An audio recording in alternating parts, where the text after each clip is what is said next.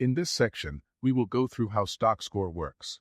Currently, StockScore supports US, Hong Kong, and Shenzhen stock markets as long as their tickers can be found on Yahoo Finance.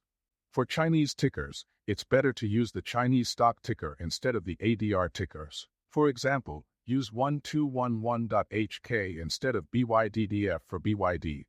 First off, enter the ticker symbol of the company you would like to analyze. For this demo, the company NVIDIA will be used. After keying in the stock ticker, there may be suggestions for the competitors in the bottom. For the first analysis, we will do a comparison of NVIDIA against the other Magnificent 7 stocks. Next, click on Submit Main Ticker. The app will go online and retrieve relevant metrics to evaluate a company's fundamentals. If the company recently went public and hasn't reported a full year of earnings, the app may show an error. Next, click on Submit Competitors Tickers Only. When everything is done, click on Run Evaluation Process. This is the score assigned to NVIDIA. For more in-depth look, let's move on to the second tab. NVIDIA doesn't pay a significant dividend amount, so the score for that is minuscule. Since the forward PE ratio is lower than the trailing 12 months PE ratio, 1.5 points are assigned. This means that NVIDIA is likely to grow into their valuation. Next, the app assigns a score based on how much free cash flow yield the company has.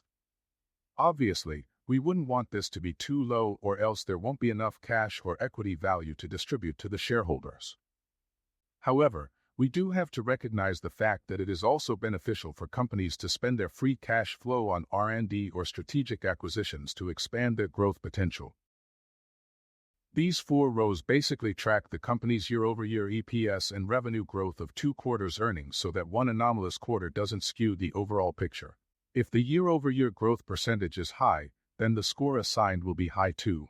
Lastly, we can see that NVIDIA is really miles ahead of their competitors because not only is their operating margin higher than the industry average, but their PE ratio is lower too, which means that the company is in a good position.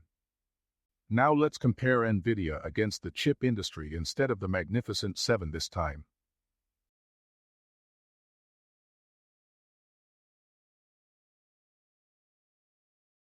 Let us take a look at another company in another sector that has bad fundamentals.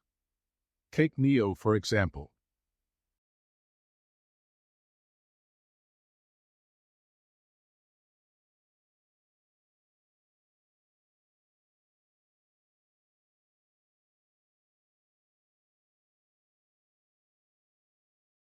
The company is not making a profit, as we can see from their negative EPS numbers.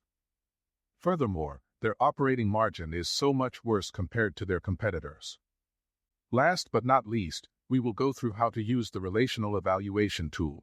This function is not 100% accurate, because although we know that good company with good fundamentals should trade up and vice versa, the market isn't always rational, but it provides a good inflection point. First off, copy all evaluation from the Saved Analyses tab and paste it in the Relational Evaluation tab. If your browser doesn't support copying from the table, you can select it from the section below.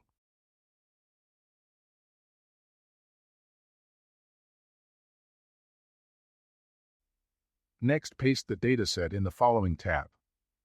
I will remove all Chinese stocks from the dataset. Now if we compare the performance of all the stocks in our dataset since January 1st, 2024, and try to find what performance AMD should have, we see that AMD should be up 74% since January 1st, 2024. However, if we check its stock graph, we can see it's actually down 14%, so there might be some slight undervaluation for AMD here.